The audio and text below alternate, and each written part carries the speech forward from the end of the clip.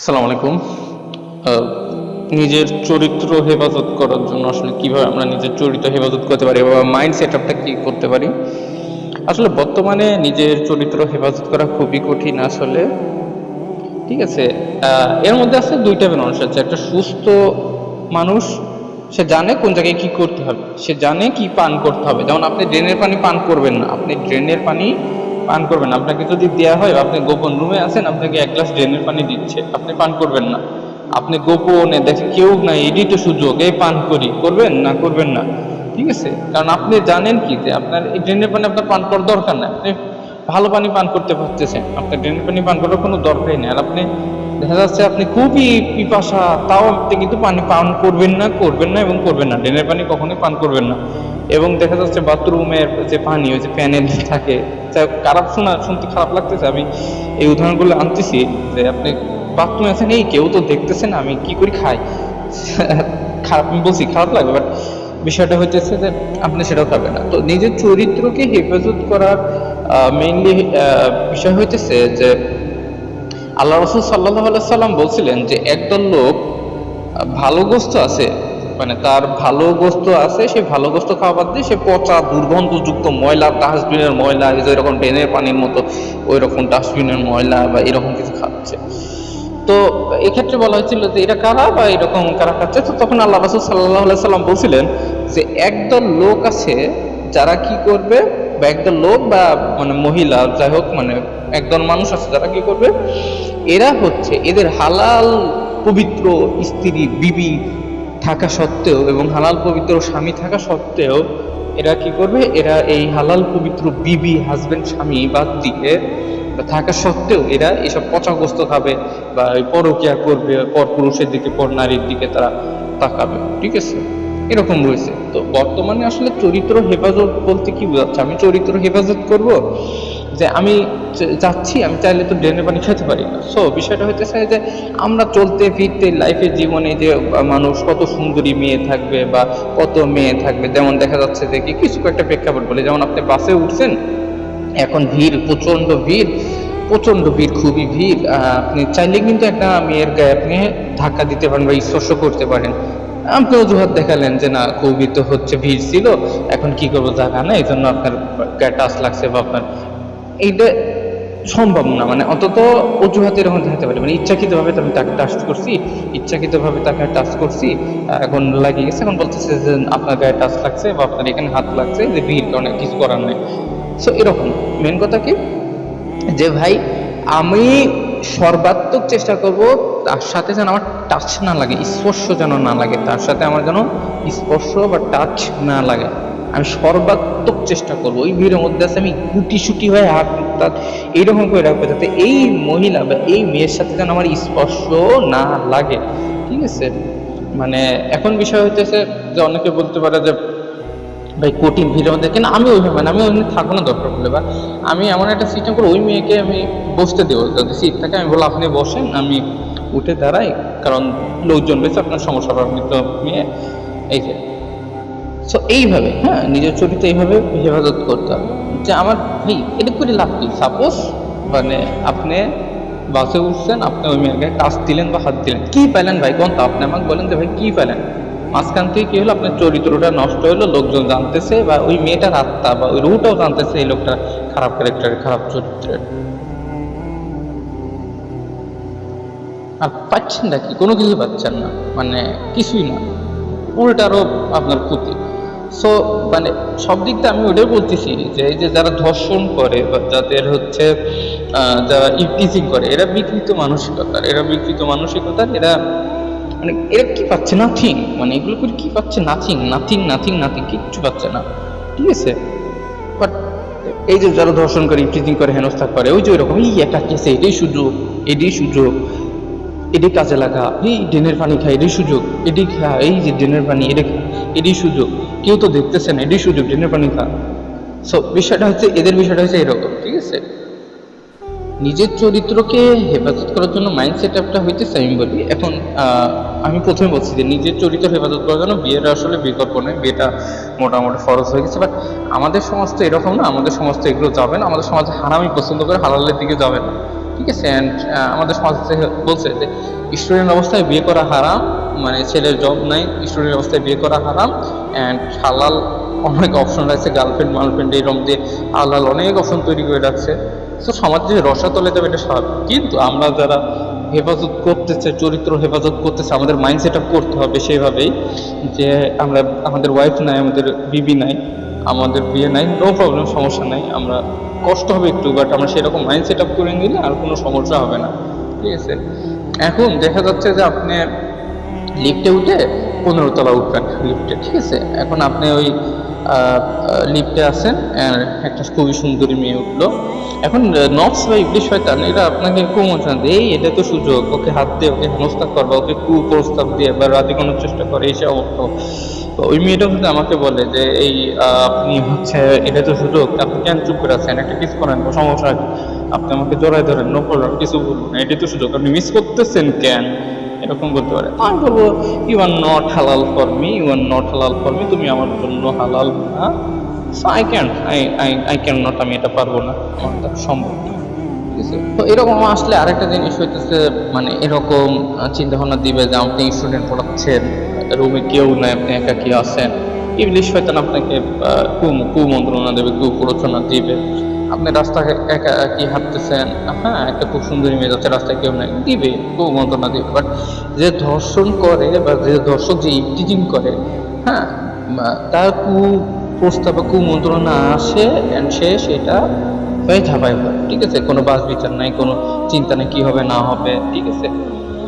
But যে সুস্থ স্বাভাবিক মানুষ সে তো আর এগুলো করতে পারবে না, তার দ্বারা এগুলো সম্ভব না, ঠিক আছে।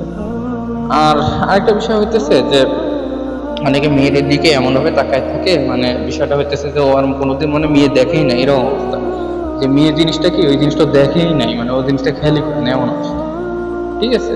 আরে ভাই, মানে যেখানে রাতে একাকি থাকি, মোবাইলে হাজার হাজার এমবি পর্নোগ্রাফি পর্যন্ত দেখি না, পর্নোগ্রাফি সার্চ দিয়ে সুযোগ আছে, হ্যাঁ, পর্নোগ্রাফি দেখা সব কিছু সুযোগ আছে, মেয়েতে দেখা মানে মেয়ে দেখা বা পর্নোগ্রাফি দেখা মানে সব কিছু সুযোগ আছে, সব এ টু জেড সব কিছু সুযোগ আছে, থাকার পরও যেখানে ভাই দেখতেছি না, হ্যাঁ, সেখানে মানে সুন্দরী রূপসী সেই বিদেশি সব আর্জেন্টিনা, মানে আমেরিকা, রাশিয়া, এত সুন্দরী সুন্দরী সেখানে, মানে এত রূপসী কিউট, মানে এদের পর্নোগ্রাফি দেখার বা এদের এগুলো দেখার সুযোগ আছে।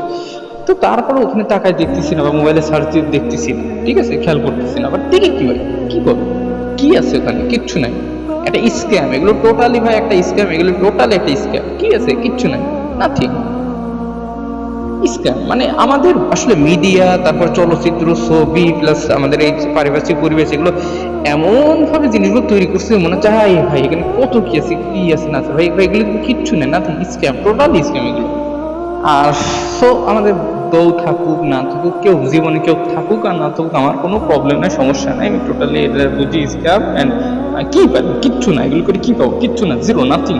মাঝখান থেকে আমার ক্যারেক্টারটা যাচ্ছে, আমার মাঝখান থেকে আমি আল্লাহর কাছেও একটা জেনাকারী হিসেবে উপস্থাপন হচ্ছি, মানে নাথিং। এখন কথা হচ্ছে ভাই, তাই বলে কি আমরা, মানে আমাদের তো মানুষ ভাই, আমরা তো রোবট না থাকি ভাই। আল্লাহ হালাল করছে, নিজের ওয়াইফ, নিজের স্ত্রী, নিজের বিবি জান আছে, নিজের পবিত্র হালাল সম্পর্ক, যেটা আল্লাহ চাই, যেটা আল্লাহ অনুমোদন দিছে, প্লাস আল্লাহ সেখানে সোয়াবও দিয়ে দিছে, এটা চাই। তোমরা মানুষ, তোমরা মানুষ জাতি, তোমরা এই ওয়েটা, তোমাদের জন্য আমি সবকিছু ব্লক করি না, এটা তো খোলা রাখছি, তোমরা এই ওয়েটে তোমরা তোমাদের জৈবিক চাঁদি করো, তোমাদের লাইফ পার্টনার আছে, এই ওয়েটা তো খোলা রাখছি, ব্লক করি না, ব্লক করছি এগুলো, এটা তো খোলা রাখছি। বাট আমাদের সমাজ হয়েছে এই জিনিসটাই, আল্লাহ যেটা চাইছে ওইটাই ব্লক করছে, আমাদের সমাজ ব্লক করে দিয়ে ওই অন্যগুলো ই করে দিচ্ছে, সহজ করে দিচ্ছে। বিষয় হচ্ছে আমি আপনাদেরকে বলবো যে আপনারা, হ্যাঁ, আপনারা কষ্ট হবে, আপনাদের ভাই কষ্ট করেন, ধৈর্য ধরেন, কষ্ট করেন, বাট বলছি প্রথমে এটা ইসলাম, টোটাল ইসলাম, বাট ধৈর্য ধরেন, কষ্ট করেন। এই যে আপনি জানেন যে রাতের পরে সকাল আসবেই, সকালের পর দুপুর আসবেই, দুপুরের পর বিকাল আসবেই, বিকালের পর সন্ধ্যা, তারপর সন্ধ্যার পর রাত, এটা আসবেই। মানে আপনি রাতে এশার নামাজ পড়ছেন, এশার পর ফজর আসবে, আপনি এটা শিওর যে আসবেই।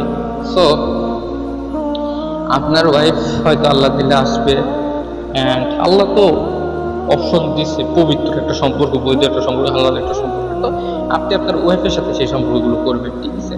এই যে ধর্ষণ টর্ষণ করে, এই যে অমুক তমুক হ্যান ত্যান কত কি ভাই, এরা বিকৃত মানসিকতা। একটা মানুষ যাচ্ছে সে জানতেছে জানে আমার স্ত্রী আছে, সে জানে যে আমার স্ত্রী আছে, আমি কেন আরেকটা মহিলার বা আরেকটা মেয়ের উপরে এগুলো করবো? আমার স্ত্রী আছে, আমার যদি দরকার আমি স্ত্রীকে আবদার করবো, স্ত্রীকে বলবো আমার বিবি জান আছে, আমার স্ত্রী আছে, ঠিক আছে, আমি সবকিছু করতে পারছি, তার সাথে ঘুরতে পারছি, মানে সব A to Z সবকিছু করতে পারতেছি। তো আমার বিবি জান আছে, আমার স্ত্রী আছে, তো আমি কেন অন্যজনের কি করবো? মানে বিষয়টা আমি তো পাচ্ছি ভাই, আমি হালাল ভাবে বৈধভাবে আমি পাচ্ছি। তো এই জন্য আল্লাহ রাসূল সাল্লাল্লাহু আলাইহি ওয়াসাল্লাম বলছিলেন যে একদম লোক যার কাছে ভালো বস্তু আছে, সেই ভালো বস্তু খাওয়া বাদ দিয়ে সে পচা বস্তু, সেই দোবার মানে ডাস্টবিনের বস্তু খাচ্ছে। তো বিষয়টা হচ্ছে ভাই মাইন্ডসেট আপনি কি করতে হবে ভাই, আমার হালাল পবিত্র স্ত্রী আছে, আমার বিবি জান আছে, আমার পবিত্র স্ত্রী আছে, আমি তাকে নিয়ে থাকি।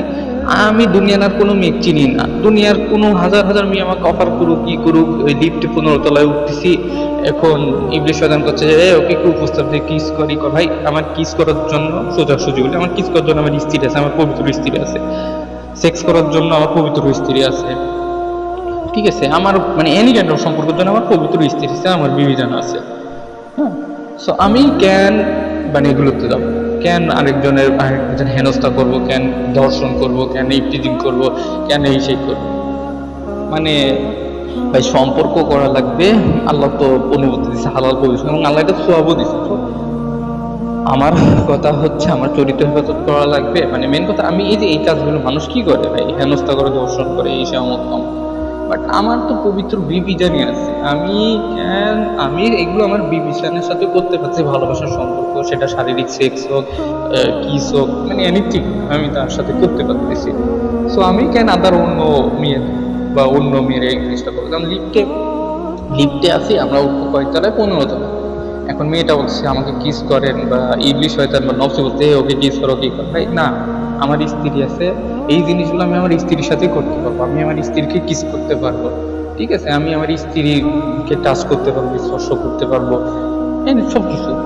আবার এই যে পর্নোগ্রাফি এই সেই, ভাই আমি আমার বিবি জান আছে, আমার পবিত্র স্ত্রী আছে, সো সে থাকে, আমার আর অন্য কোনো মেয়েকে দেখার দরকার নাই, সেই না, ঠিক আছে। এরকম মাইন্ডসেট আমি নিয়ে দেখা যাচ্ছে যে বিয়ের মাধ্যমে আসলে চরিত্র হেফাজত করা সহজ হয় ছেলে মেয়ে দুজনকেই, বাট আসলে বিয়ে সম্ভব না বা কঠিন হয়ে গেছে।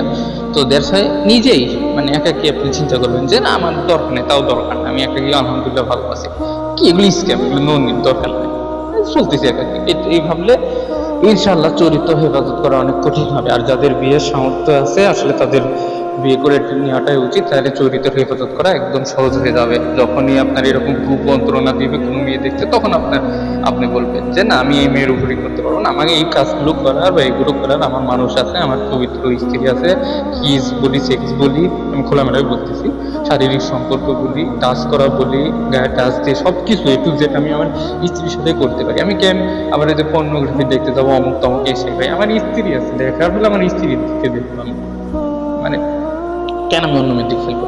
সো এই মাইন্ডসেট হলো মাধ্যমে দেখা যাচ্ছে যে পবিত্র একটা সম্পর্কের মাধ্যমে, আল্লাহদের পবিত্র সম্পর্কের মাধ্যমে মানুষ চরিত্র হেফাজত করতে পারে। তো যারা চরিত্র হেফাজত করতেছে তাদের মাইন্ডসেটটা এটাই থাকে, ঠিক আছে। আর মেন কথা হচ্ছে আমার স্ত্রী আমি বিয়ে করাটা খুব কঠিন হয়ে গেছে ভাই, বললাম তো এগুলো টোটাল স্ক্যাম, এইসব স্ক্যাম থেকে বাদ, স্ক্যাম বাদ, ঠিক আছে। আমি চলতেছি, কি আছে এগুলো, কিচ্ছু নেই, কি করবো? আমি একটা মেয়েকে হেনস্থা করলাম, কিস করে কি পেলাম? কিচ্ছু পেলাম না। হ্যাঁ, ওটাই আমার চরিত্র নষ্ট হচ্ছে, প্লাস হচ্ছে আমি আল্লাহর কাছে জেনাজার হিসেবে উপস্থাপন হচ্ছে এসে, মানে টোটালি এটাই স্ক্যাম। একটা মেয়েকে টাচ করে স্পর্শ করে কোনো কি হচ্ছে না। সো এই তো ইবলিশ শয়তান আসলে আমি এইভাবে নিজের ব্রেনটাকে মাইন্ড সেট আপ করে নিছি, আশা করি আর কোনো সমস্যা হবে না। আর যদি হয় যে আমি ভাই এই কাজগুলো তো করতে পারবো, একসময় আমি বিয়ে করবো, আমার পবিত্র স্ত্রী আসবে, আমি তো করতে পারবো, কিস করতে পারবো, পবিত্র স্ত্রী আসবে, আবদার করলে করবো, ঠিক আছে, শারীরিক সম্পর্ক করতে পারবো। সো আমি কেন তারকে হেনস্থা করবো, কেন তারকে টাচ করবো? এগুলো করার জন্য তোমার স্ত্রী আছে, কেন আমি তাকে করবো? নো দরকার নেই, এই যে